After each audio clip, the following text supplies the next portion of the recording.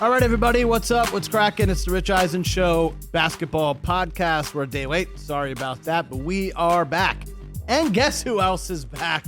I don't know if you saw the video, TJ. You know, in the NFL, arrival videos have become kind of a thing. They've been taken after the NBA of dudes rolling up into the arena. We got to see the fits. We got to see the threads, the shoes. Joe Burrow had that like zebra tiger stripe thing at the Super Bowl. That was amazing. Dior ones. My God, it was incredible. So during the show today, the big show, I happened to look down and I saw that Ben Simmons showed up in Philadelphia, and he was wearing just workout clothes, shorts, T-shirt. I mean, he's not playing tonight, but Ben Simmons, TJ, is back. He's back in the building in Philadelphia. Let's go. Oh, my goodness. Gigantic game tonight. Nets, Sixers, everyone is playing except Ben Simmons. Kyrie off a 50-burger. Kevin Durant said he doesn't care about your parlays after some dude tweeted him that he cost him some big money because he only had like 18 the other night. James Harden has been unbelievable in his Sixers tenure thus far. Joel Embiid is still your MVP favorite. TJ, thoughts heading into tonight's monster matchup? Well, this is an interesting way to start the show. Normally we do an intro, so I was like, wait a minute. No, I'm just going right into I am just hot. Rich on the big show today was saying something that completely and totally blew my mind. Rich Eisen, who's been involved in sports for the better part of the last 25 years, correct? Such a long illustrious was actually career. Shocked and could not believe that fans of a team would come to a game for the sole purpose just to heckle a former player of theirs. And I'm sitting here in my seat, as I tend to do, and I'm looking at Rich, and I'm like, all right, when's the ha-ha-ha coming around? I'm just playing with a psych. And no, he was dead serious. And I'm like, Rich, have you just started watching sports? Have you just met people? Have you never been on social media? This is all what people do. Like, they heckle, they talk trash, and they post stuff. And especially in Philadelphia, where Ben Simmons is coming back after the way he departed the town, after the way he departed the city, after the way he departed the team. Now he's making his return, and you think that the kind of people in Philadelphia aren't going to express themselves mostly in a negative fashion and manner, I admit, but you think they're not going to express themselves loudly tonight? Come on now, stop it. You would think Rich, being an East Coast guy, would understand that Philadelphia fans are some of the most angry, vindictive, bitter people in the planet. Well, Adam, apparently during the show, Rich said Philly fans don't like that Santa Claus talk. They don't like the Santa Claus. Well, that's stuff. fine. You know what? They don't like it. Then you shouldn't have done it. Right. They don't own their past. Like, they don't own it. Like, everyone knows about the jail and the Spectrum. Yes. They are angry people. Stadium. I went to Penn State for school. Some of the worst fans in the world are Philadelphia fans. I'm sorry to say. They're passionate, but they're so angry and so frustrating to deal with, and they're going to go crazy tonight. But I will Philly fans make us in Boston just look like you're pleasant next door neighbor. Well, don't get crazy now. Like, easy, baby, easy. But I will say this, and I won't say it too loud. Everyone I do know from Philly can fight. So there's that. Yeah, they're so tough. I'm just saying. I don't know many people from Philly that can't throw them dogs from the shoulder. So I'm going to say this from behind this mic and not to nobody's face. And think about the boiling anger these fans have had the last year about Ben Simmons. Think about the rage that is inside of their systems, and they're waiting to unleash that tonight on him, and it is going to be awesome to watch. I cannot wait. You know what also is amazing too, and like, I don't know if it was previously scheduled this way, but if the NBA in any way manipulated the schedule, there are only 2 games tonight in the association on Thursday. It's Nets Sixers at 4:30. It's Warriors Nuggets at 7. Just a straight up old school TNT double. Remember back in the day, TNT used to always have the doubleheader on Thursday. They still have it, but those used to be the only 2 games of the night. Now, Thursday's kind of an off day for most teams, but there's generally 4 or 5 games on the slate. I really hope that they saw this. The trade went down and they went, let's move some things around here. Let's slide this over there. Nets Sixers, national TV audience. Sorry, 4:30 Pacific. I'm hoping 7:30 Eastern. Let's go. I'm hoping that TNT decides to do a Ben Simmons cam, where there's a camera only on Ben Simmons the entire game, and I want to see the people behind him and what they're doing, because there might be a cheesesteak thrown at him. Who knows what'll happen?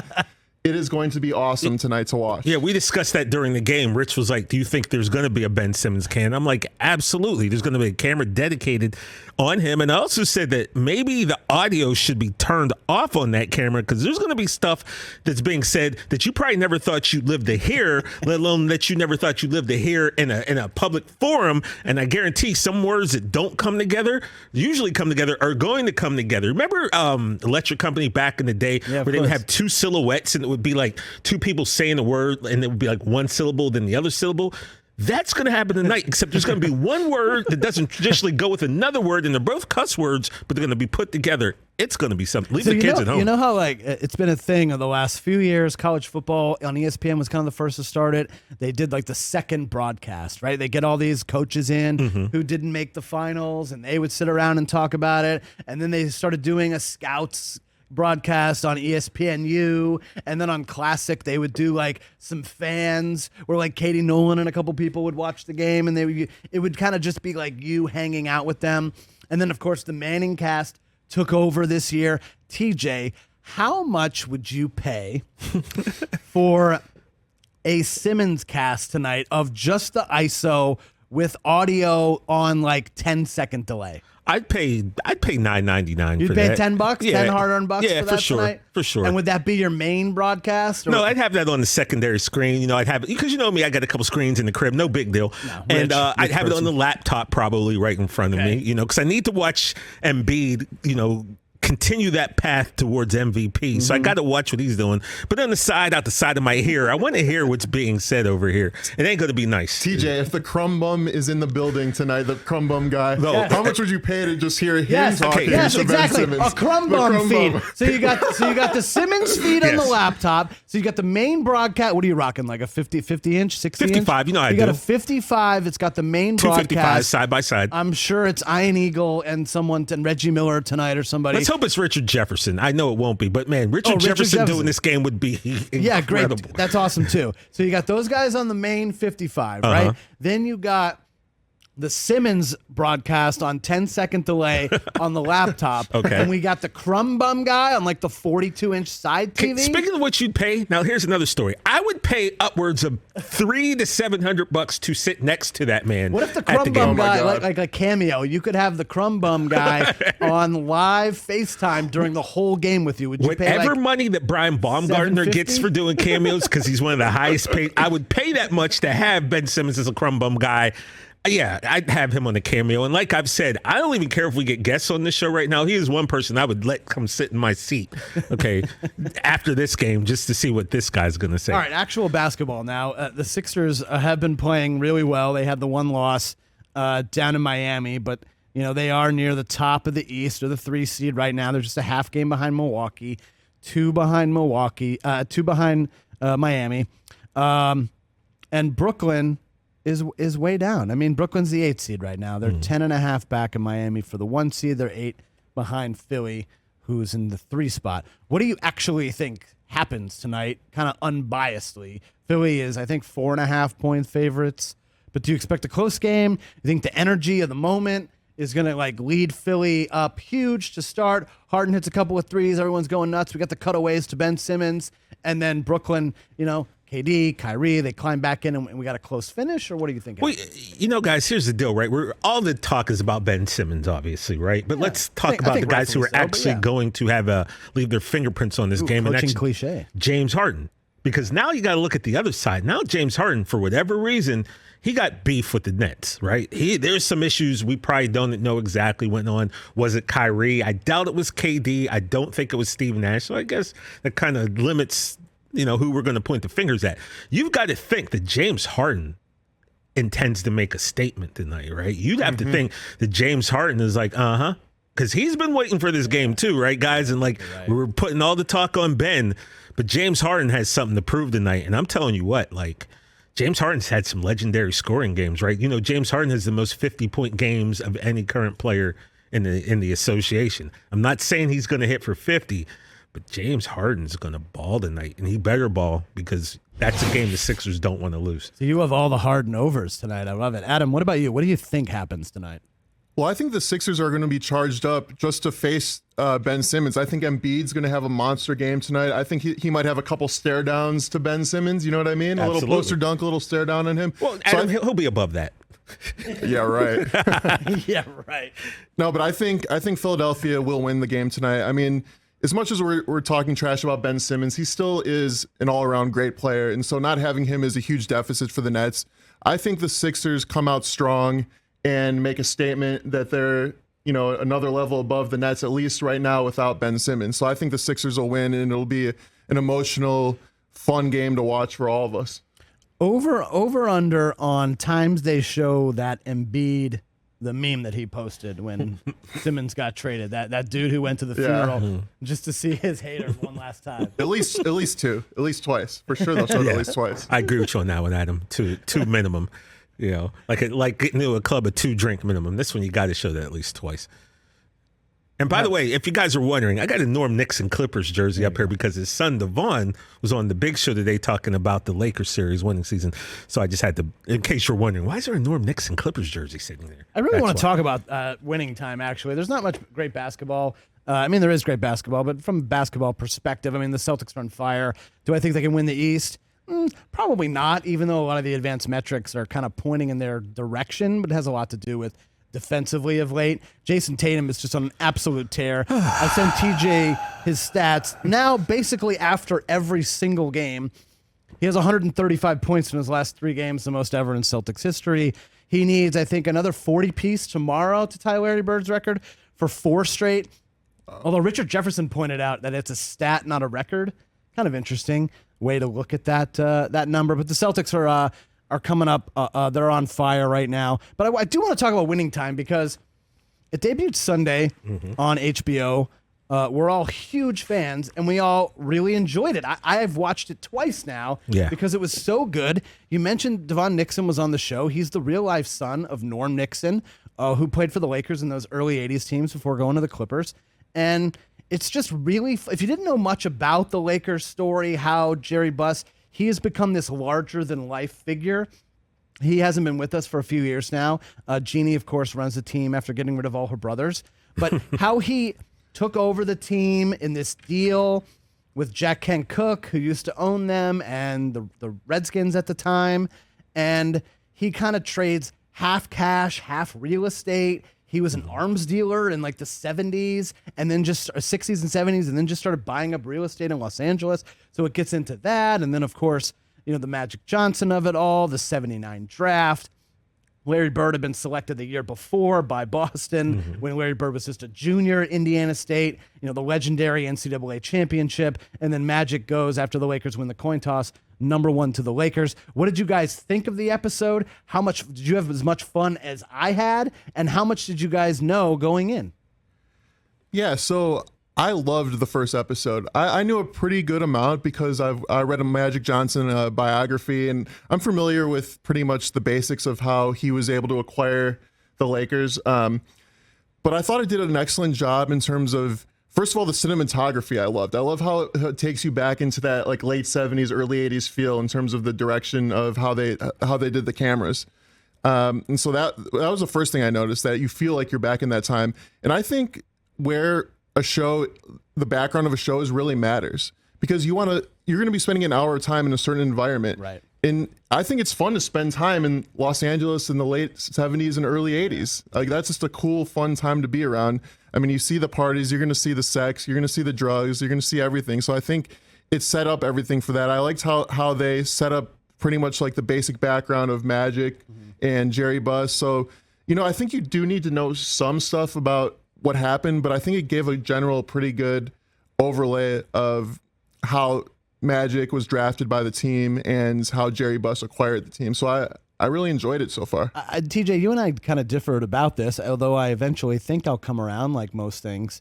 The talking to the camera, the fourth wall, and you didn't enjoy and that, the right? text. I will say at first it was a little jarring. It's kind of like, I know you haven't watched it yet, but the first episode of Succession, not that they talk to the camera, but the quick cuts and the zoom in, zoom out really fast and stuff.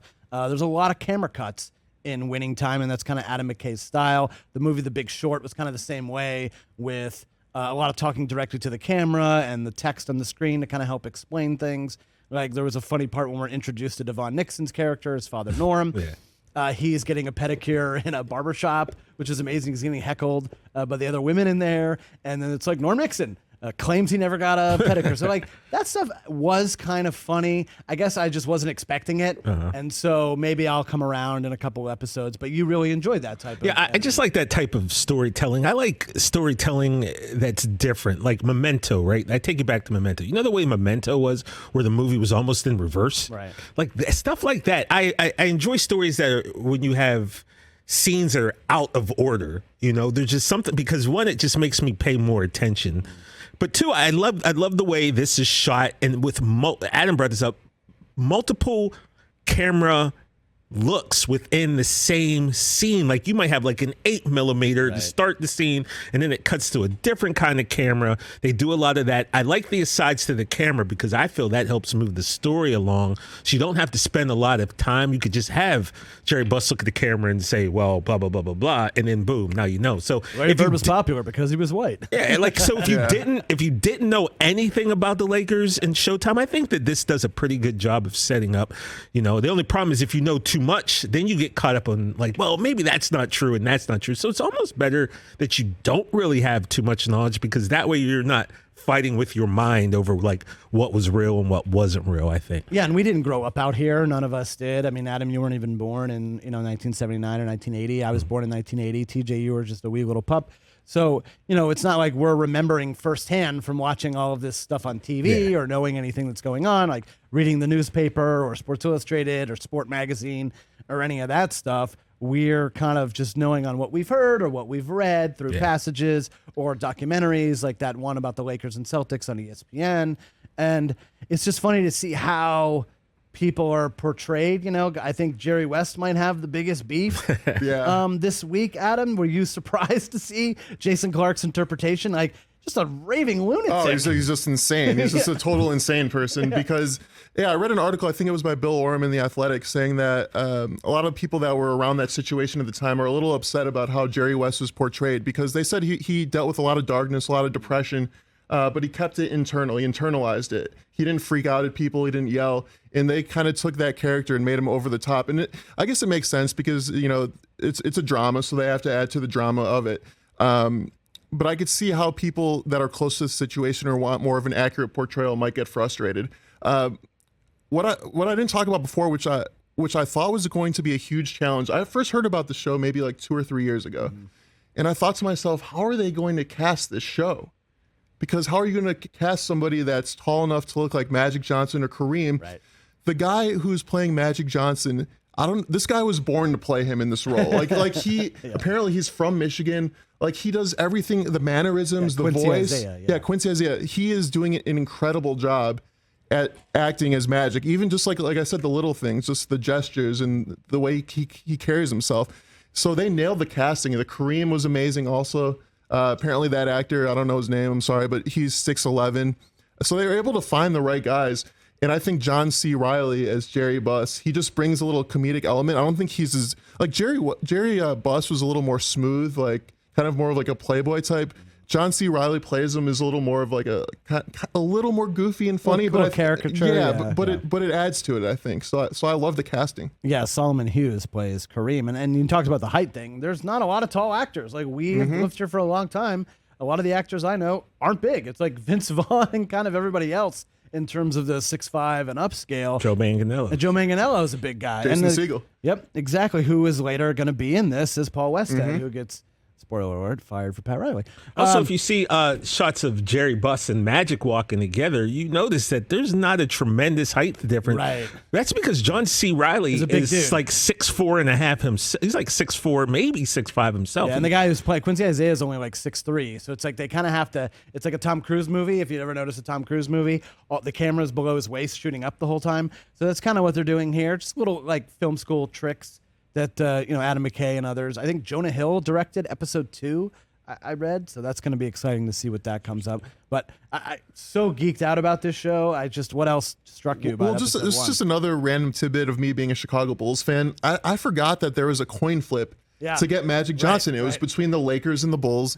And it made me think that if the Bulls would have gotten that coin tip, they probably would have drafted Magic, and Michael Jordan never would have been on the Chicago Bulls. I don't think they would have been a bad enough team to have gotten him. So it just made me think kind of like, just like it's so crazy how like a coin flip can determine so many fates of different people and different franchises. It's a great what if. And TJ, the what if of, the scene in there where Jerry West is at the clubhouse bar drinking bourbon. Shortly thereafter, Jerry Buss tells him to drink vodka, so the smell is less pungent. But he's looking smooth the way he said that. It was really smooth.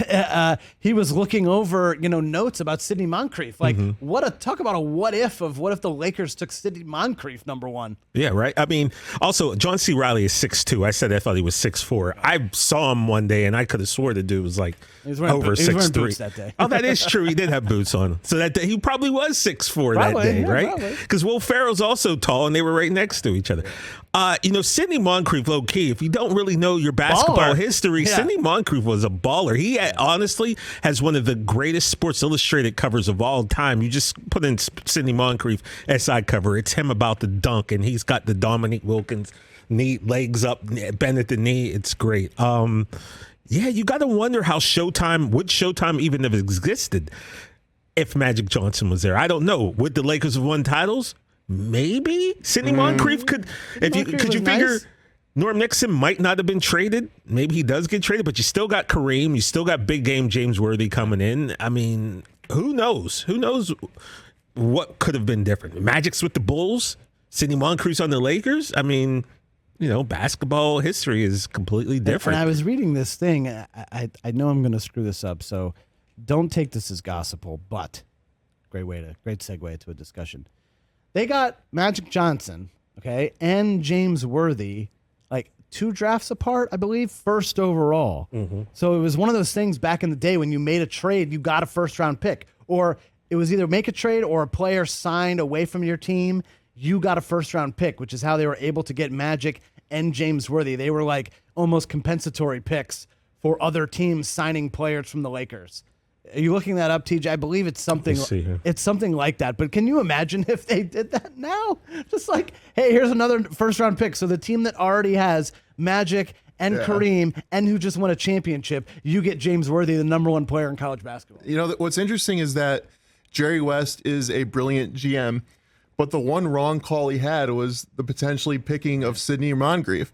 And so he built that whole Showtime team after Buss insisted that they draft Magic, and he picked Worthy and he picked all those guys. But it's kind of interesting to think that if they would have gone with West's initial instinct, that the team probably would not have been the same. And so it's funny to see how the rules have changed over the years, though, for the first-round picks, because, the Lakers just fleeced teams and created a dynasty. Yeah, it's so crazy. He did get the Kobe one right, though, right? Jerry West. He definitely did. And it's funny, like with all the cursing that Jason does as Jerry West, it's like, Jerry West really talk like that? Look, we had Jerry West on our show in 2019 before the pandemic, and when I went into the green room to do an interview with him, I'll just say it's the first 2 sentences that I spoke with Jerry West. There were, I want to say, 5 F-bombs, all uttered by him. I said, Mr. West, how are you? And he basically told me he was feeling a little sick because he caught a cold while he was out in the boat. Okay. But within that sentence was a lot of boom, boom, boom, literally in there. And I was just like, yo, this is crazy, Jerry West. So I don't know. I didn't look at the Jerry West characters. You've said insane, Brockman. I just looked at him. Kind of a lunatic. Lunatic. I just looked at him as a passionate man, right? Who was probably... Yeah, you lose to the Celtics 6 times. It probably drove him crazy. In a row. And he was named MVP and the one that they lost. So when you have someone who's just a hard worker, passionate from West Virginia, who's already like on edge, and I wouldn't say lunatic. I would say he was very passionate. Yeah, I guess he's being portrayed. He's being portrayed as kind of a wild man like that. And like you said, TJ, had we never met Jerry West before, I would have been like, Jesus, freaking crazy. Like, holy smokes. But then having met him when he came in that day, Marshall Falk was here too. And he was so awesome, by the way. So amazing. And then when we had him on the phone most recently when Rich was out and Susie was hosting, that's kind of the rule. Susie sits in, Jerry West calls up, which is kind of amazing. So we know we got that going for us. Which is nice. Jerry talked about he had a really terrible day the day before, like one of the darkest days he'd ever had. And Adam, that brings back to what you said that you had read, that Jerry internalized a lot. So yeah, I can totally see that now, how the losses, while almost over 50 years ago, like still eats at him to this day. Yeah, they said he would be in his office, and the office would be completely dark, and there would just be like one like Tiffany lampshade, I think they said. He would just sit there essentially in the dark. So a lot of darkness for Jerry West, but a brilliant basketball mind. Brilliant basketball mind. It was, so the James Worthy thing, it was because they traded Don Ford to Cleveland. Cleveland stunk so bad, and then because of it was a first-round pick done in a trade, they had to do a coin toss. So not only did they win the coin toss to get Magic Johnson, they won the 82 coin toss to get James Worthy. Well, even deeper than that, and this is, I'm not going to waste podcast time on this, but even deeper than that is Gail Goodrich, who played for the Lakers, won a new contract, got traded. They traded him to the Jazz, right? And so the Jazz actually won the coin toss, I believe, but the Lakers owned that pick. So, I mean, it's something like if you really want to just go do your research on it, it's really amazing. Basically, the Lakers got super lucky in the early 80s, which sometimes, luck is a huge part of sports. They were super lucky, Jerry West was, that Jack Kent Cooke was a terrible person and was getting divorced, and his wife was going to fleece him for most of his fortune, and that he needed to make this deal in half cash, half real estate to get rid of the Lakers. I thought it was also really interesting how they showed the scene with Magic and his dad when they were talking about the contract that Magic wanted, and he wanted, I think it was $600,000. What he wanted, yeah. And his dad was like begging him just to take the 400. Like, I've never had this amount of money in my life, and you're going to be greedy. And it just showed that even at that time, Magic really believed in himself and knew what he was worth. And to this day, he's almost a billionaire businessman, and showed even from that young of an age he understood what he was worth and what he deserved. And that was another fascinating thing. I think that was interesting, showing that Magic was from a blue collar, Lansing, Michigan. I think, East Lansing. East Lansing. Yeah, he's a blue collar guy. It showed him on the garbage truck with his dad. It showed where he got his hard work from his dad. His dad was a hard worker. I mean, and so I think that was cool also. It kind of showed his roots. Yeah, and you talked about Magic's biography that you had read that came out in the early 90s after the HIV announcement. I read that thing a couple of times when I was a kid growing up because it was just so fascinating. And he was this just blue-collar kid from a blue-collar family, hardworking, Michigan, cold winters.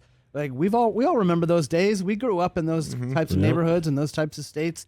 And Magic, like you said, he knew what he could do. He hadn't done it yet, but he believed in himself. And I think they said he settled for $500,000, and Larry Bird was at $600,000 that year. I believe so. Yeah, his rookie season. It's great. What are you guys looking forward to as the show really gets in deep here, episode 2? What I'm looking forward to is them showing how Showtime was really created, and by Showtime I mean the fan experience, because Jerry Buss was the first guy to make the NBA a really entertaining game to watch. If you're a fan in between quarters, in between halves, you know what I mean? Like before he was around, there wasn't that much entertainment. He made it a show. He made it cool for celebrities to go to the games, like Jack Nicholson. He gave them free courtside seats. So I'm interested to seeing all that. And of course, the sex and drugs. I mean, let's be real. That's a big part of what we're looking forward to. Yeah, TJ, same. I can't wait to see the guy who plays Jack. How over the top this guy is. Or he could be very subtle in his approach. Maybe. I'm looking to see the Kareem Magic dynamic and how that's gonna come into play, because Kareem has already been shown as being very surly. Whether it's from the airplane scene with what was the kid's name, little Jimmy or Robbie or whatever, and whatever that kid's name was, but and then Norm Nixon. Wasn't it Norm coming into his trailer wanting to talk to Cap? Got the headphones on. Yeah, and he goes, and Norm's like, "So you're going to tell me to bleep off?" And Kareem's like, "Yeah, pretty much." Like, that's a vibe, bro. Yeah. So it's going to be interesting to see how that Kareem Magic relationship blossomed, if it does blossom. Like, I don't really know how was their relationship back then. Looking forward to piecing that out. Yeah, I don't know how much basketball we're gonna get. I think I was reading something yesterday. They don't play an actual game until episode 5. And maybe in movies like this, I'm okay with that, right? Because it would be so impossible to really recreate basketball. So just if I want to see what happened in the game, I can go on YouTube. Show me what happened leading up to the game. And of course, you're going to get little snippets, and that's fine. But I think off the court is like really where the story is. And, the basketball stuff is the actual on-court stuff, you can kind of like skim through a little bit. And Jerry Buss, you're right, Adam, was so smooth. You know, the trick when Magic tells him after the party scene at Donald Sterling's white party where Norm Nixon and him play one-on-one, which I believe is made up. I don't think that really happened in real life.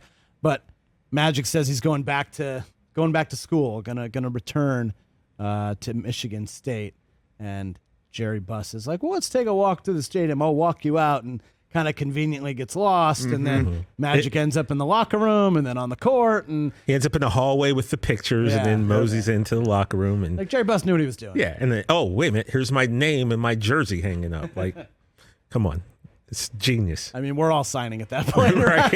Oh, yeah. Yeah, I mean, Eastland, Michigan State's cool, but, maybe I'll stay here in Los Angeles. Not Hollywood. And it also showed the brilliance of Jerry Buss in that scene where they were eating lunch with Jack Ken Cook, and they brought out the sand dabs. You remember that? They brought out the sand dabs, and you could tell Magic Johnson's like, what? Like, what? A sand dab? What is this? That's true. That really happened, kind of word for word. Yeah, it did happen. And so it was cool to see Jerry Buss realize that they were not digging the sand dabs, and so he's like, let's just get some cheeseburgers, like relax a little. You want cheeseburger? Yeah. You want cheeseburger? Man, let's get some cheeseburger. Because you got a 19-year-old kid here, man. What are you going to give him a sand dab for? Get this dude a hamburger. Yeah. I got to say, I have no idea what a sand dab is. No, I know it's fish. That's all I really know. Delicacy, fish. It's just unclear to me with that. I'm allergic to fish, so. There you go. All right, that's Winning Time. We talked a little bit too much about that, but did we? Great show. I mean, I'll do 20 minutes every single week on Winning Time. We can do a recap every week on Winning Time. It's so good. So let's get out on this, guys. The other team playing tonight,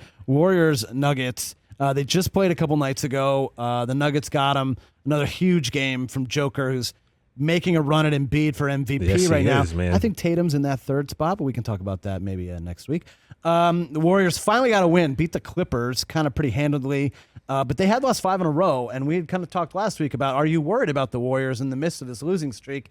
TJ, when you watch them, what do you see? Because I see Klay Thompson is definitely not back, and that could be a problem in the playoffs. Yeah, it's not the Klay Thompson that you're used to having, obviously. But then again, the man's coming off of some serious injuries, right? So 2 years. It's going to take some time to fully get back, and Draymond's not back. So if you get Draymond back, and he, regardless of what you think about Draymond, his importance to that team cannot be understated, right? So you get him back, you get him healthy.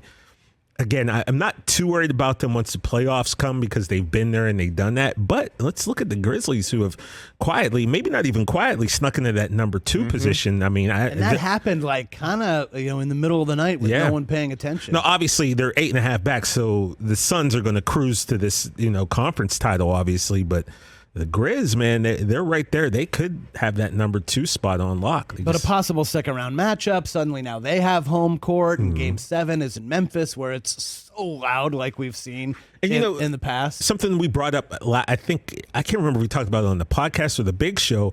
Memphis was 12-2 with Ja out of or something. I don't have. I'm sorry. I need to get the exact number of games. It's something like that. Yeah. So that's going to make them feel good too. Yeah. When you can continue to win games when your top dog is out.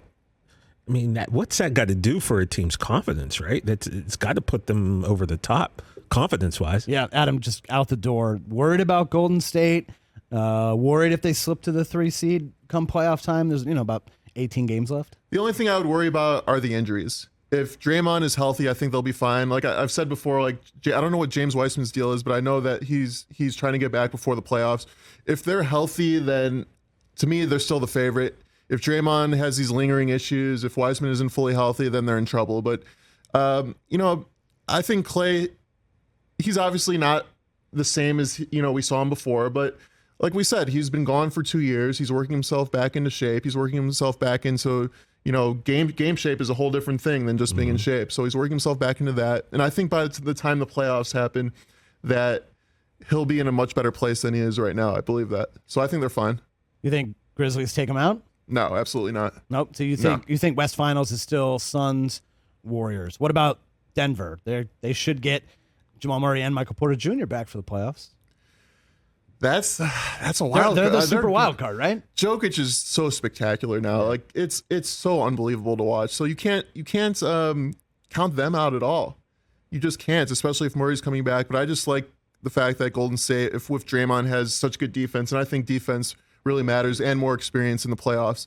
In playoff matchups, defense, I think, is crucial, and the Warriors are very stingy with Draymond, so I still have them above them. But you can't count out the Jazz also. We're not talking about the Jazz. They're another team that could be up there. We're not talking about the Jazz. The NBA playoffs are going to be oh my God, so good this year. So good this year. Can't wait. TJ, good luck to your Sixers tonight. Baby, let's go. Maybe by you listening to this. Crumb bum. Crumb bum. Ben Simmons is on this team next year. There's going to be a problem. I can't wait for Crumb Bum Cam. Hey, by the way, everyone go follow Dave Fortune on Instagram. That's the guy. I'm going to be seeing if he's live streaming tonight from the game. Oh, that's the Crumb Bum? That's him. Dave Fortune is his name. So Unbelievable. All right, enjoy the hoops this weekend. We'll see you next week. Peace out. Later.